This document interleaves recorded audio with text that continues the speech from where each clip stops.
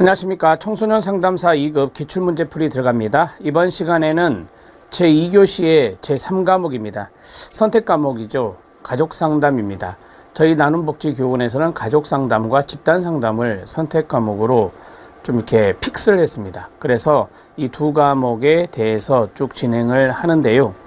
여러분들이 이제 가족상담이라고 하는 것은 청소년 상담을 할 때 되게 이제 가족상담을 많이 하시게 됩니다. 그래서 가족상담의 이론적인 부분, 기법적인 부분들을 좀 아시면 실제적으로 이제 상담 필드에 가셨을 때 도움이 많이 되지 않을까. 집단 상담도 마찬가지고요.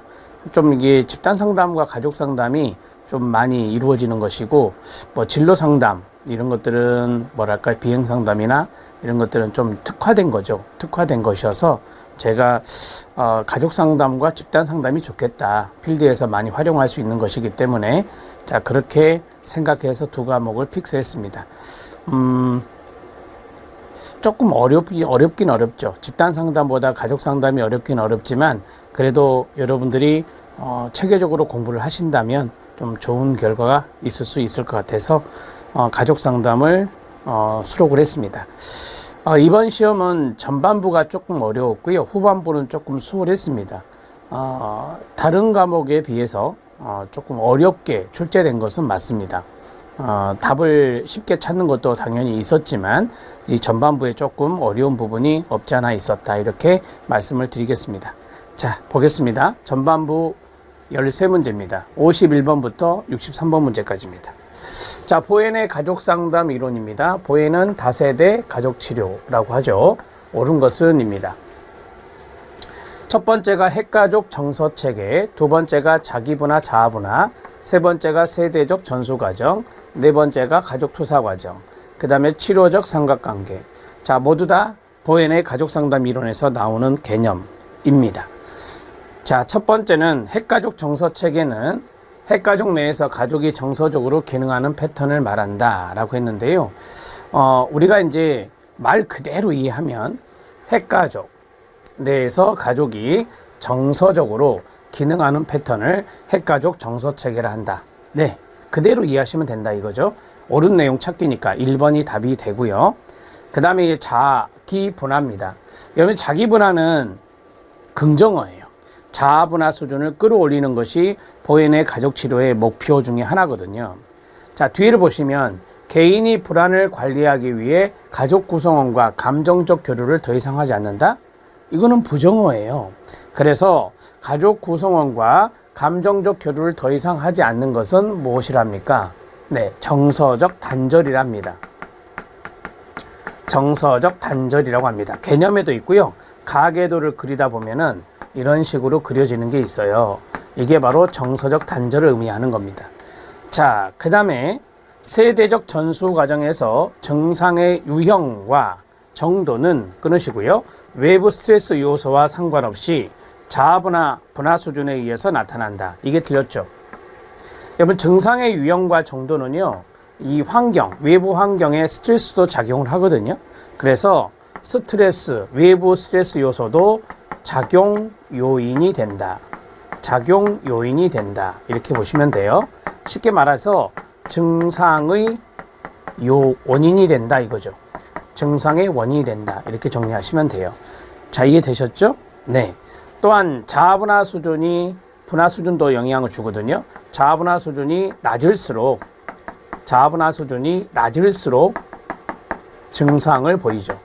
낮을수록 증상을 보인다. 이렇게 정리를 하시면 되겠습니다. 되셨죠? 자, 그 다음에 가족투사 과정에서 부모는 가족체계를 안정시키기 위해 자녀 중에 가장 성숙하고 안정된 자녀를 투사 대상으로 선택한다. 아닙니다. 가족투사를 할 때 가족체계를 안정시키기 위해서 자녀 중에 가장 취약한 자녀입니다. 자녀 중에 가장 취약한 자녀를 투사 대상으로 선택합니다. 투사 대상으로 선택한다. 이렇게 오답 노트 하시면 됩니다. 자, 가장 취약한 자녀를 투사 대상으로 선택해서 가족 부모의 어떤 갈등 이런 것들을 그 체계 그런 것들을 안정시키기 위해서 투사 대상을 취약한 자녀를 선택한다는 거 정리하시면 됩니다. 그 다음 치료적 삼각관계입니다. 치료적 삼각관계는 삼각관계를 벗어나서 탈삼각하의 작업을 말합니다. 탈삼각하의 작업을 말합니다. 탈삼각하의 내용도 보현의 치료 목표 중에 하나죠. 삼각관계에 놓인 사람을 분리시키는 과정, 이러한 것들이 탈삼각하라고 배웠습니다. 두 사람의 관계가 불안정해졌을 때 제3의 사람이나 대상에게 다가감으로써 불안을 회피하는 거다. 여러분 이게 뭡니까? 이거는 삼각관계죠. 관계가 불안정해졌을 때 제3의 사람, 대상에게 다가감으로써 불안을 회피하는 행동은 삼각관계 형성이라고 말할 수 있어요. 이거는 삼각관계를 형성하는 것이죠. 이렇게 정리를 하시면 됩니다. 뭐 예를 들어서 부부간의 관계가 불안정해졌을 때, 갈등이 있을 때 제3의 성원이 가족, 자녀입니다.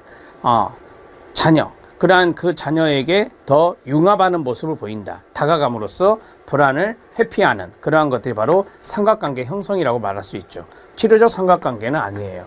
여기에서 벗어나야 됩니다. 벗어나서 탈삼각화 작업을 치료적 삼각관계라고 이야기하는 겁니다. 자, 됐고요. 답은 죄송합니다. 1번이 답이 됩니다. 자, 정리가 되셨죠? 여러분들 오답 노트가 쭉 정리되어 있는데 오답 노트의 내용도 정리를 좀 해 놓으실 필요는 있다. 이렇게 말씀을 드리고요.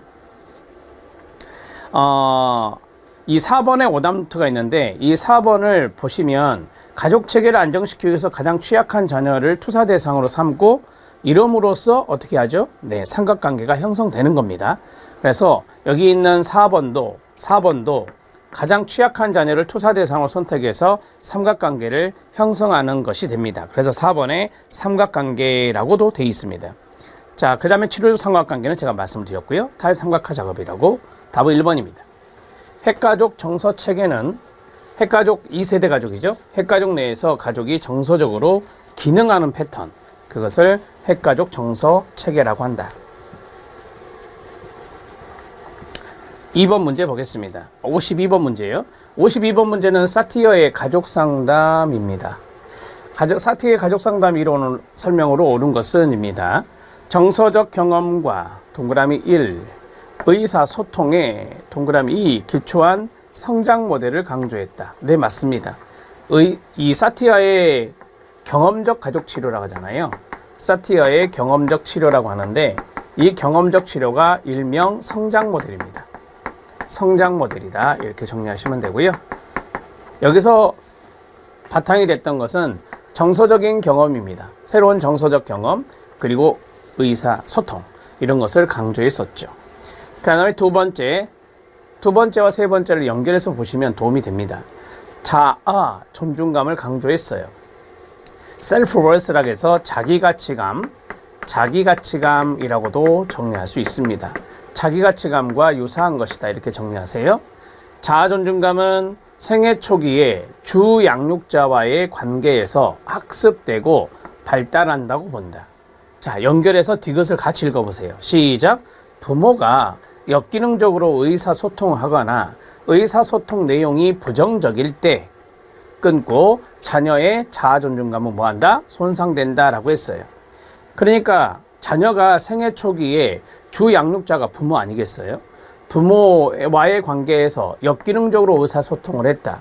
의사소통 내용이 부정적이다. 그러면 자아존중감은 학습이 되는데 어떤 자아존중감? 예, 부모의 자아존중감, 손상된 자아존중감, 이런 것들이 학습하고 발전될 수 있다라고 하는 겁니다. 맞습니까? 네, 맞습니다. 둘 다 맞습니다. 자, 그 다음에 은유입니다. 은유 기법은 사티어도 썼고요. 헤일리도 썼습니다.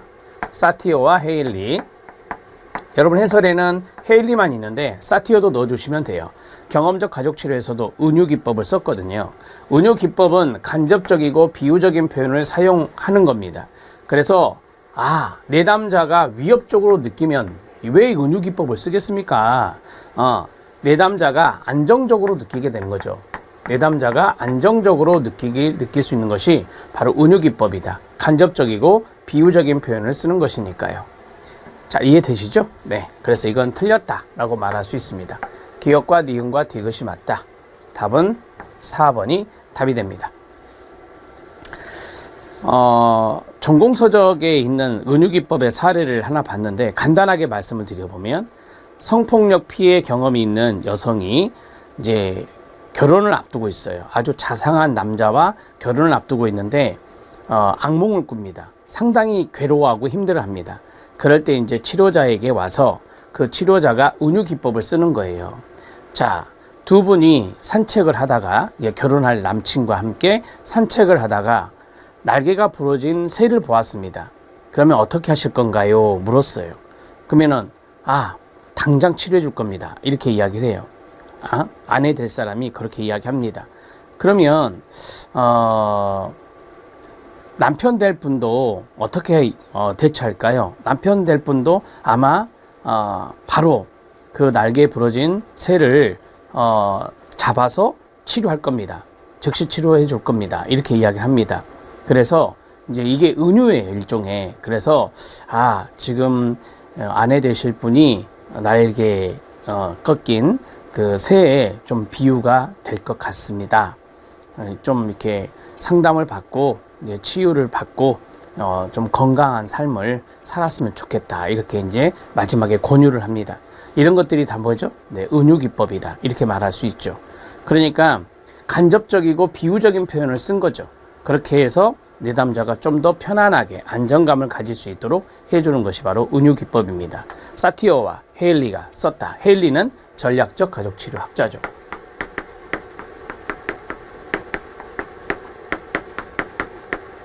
이렇게 정리하시면 됩니다. 답은 4번이었습니다. 53번 문제 들어가겠습니다. 자, 53번 문제는 부모 간에 폭력이 있는 가정에서, 가정폭력이죠?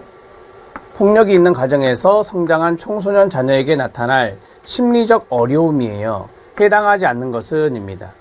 이거는 상식적으로 접근하세요. 자, 심한 수치심을 느끼겠죠?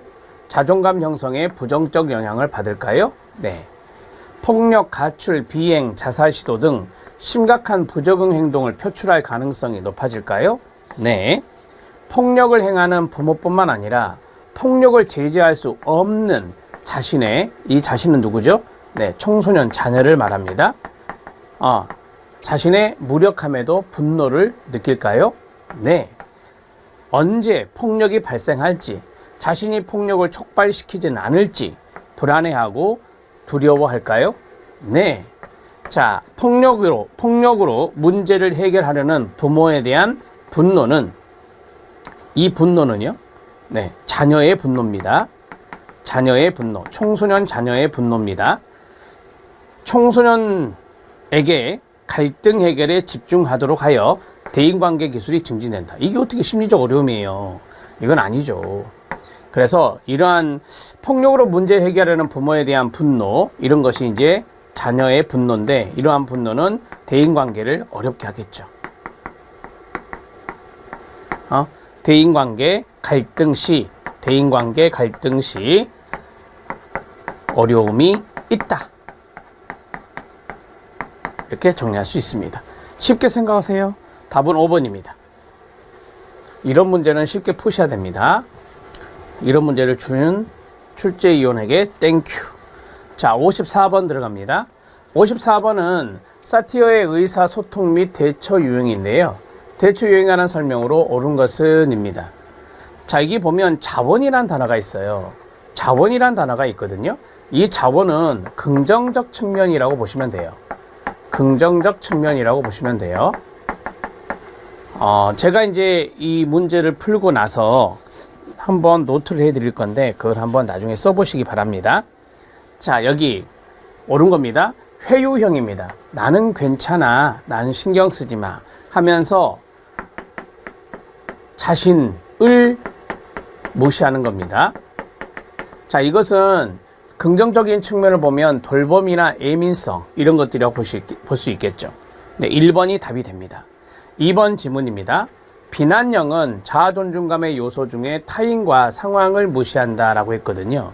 우리가 이제 자아존중감의 요소 하면은 세 가지의 변인을 이야기하는 거거든요. 그래서 두 가지로 말씀을 드릴게요. 비난형은 타인을 무시하는 거잖아요. 타인 무시라고 쓰면 됩니다. 그러면 타인과 상황을 무시하고 and 자신도 무시하는 게 있죠. and예요. 타인과 자신과 상황을 무시하는 게 뭐죠? 네, 산만형이다. 이렇게 말할 수 있습니다. 산만형. 여러분 해설해 보면 이 자신이 빠져 있어요. 죄송합니다. 자신을 넣어 주시기 바랍니다. 오답 노트예요.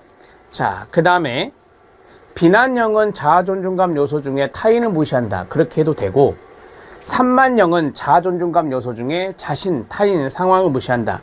그렇게 해도 된다는 겁니다. 자, 초이성령의 자원은 강한 자기주장이다. 강한 자기주장은 바로 비난형의 자원입니다. 비난형의 자원이라고 합니다. 초이성령의 자원이 아니라 비난형의 자원이다. 이렇게 정리할 수 있어요. 초이성령은 지성이나 지식을 추구하는 거죠. 끈기 있게 문제를 해결하는 그런 것들이 초이성령의 자원입니다. 자, 그 다음에 산만형의 행동이라고 나왔어요. 창조적이고 생동적이다. 좀 틀린 거 아시죠?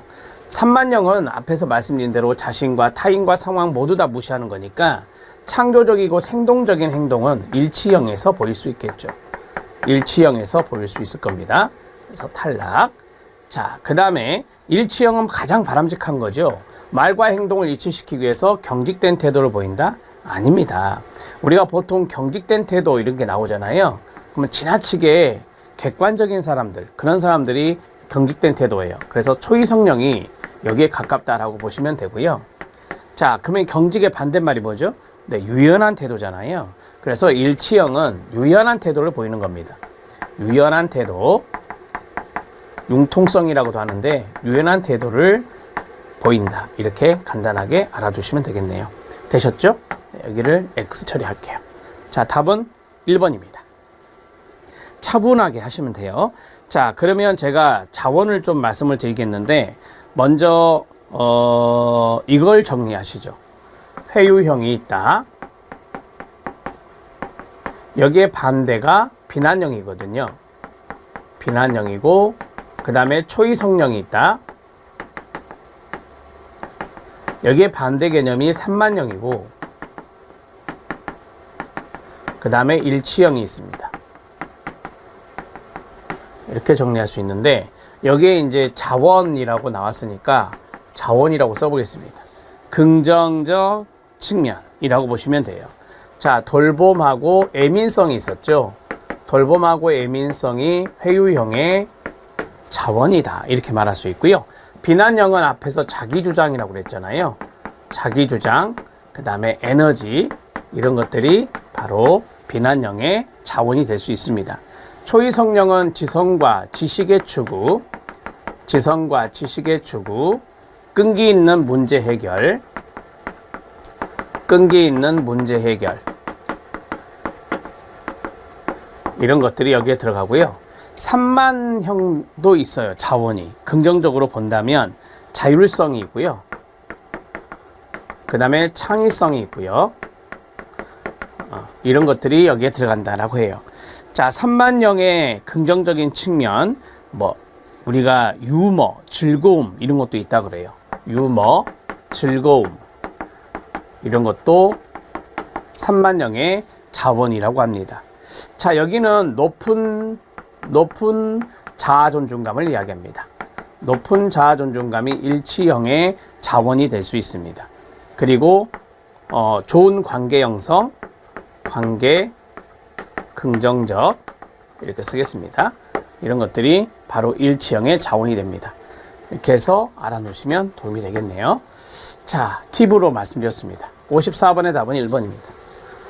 자, 우리는 사티어의 경험적 가족 치료에서의 의사소통 및 대처 유형을 보았습니다.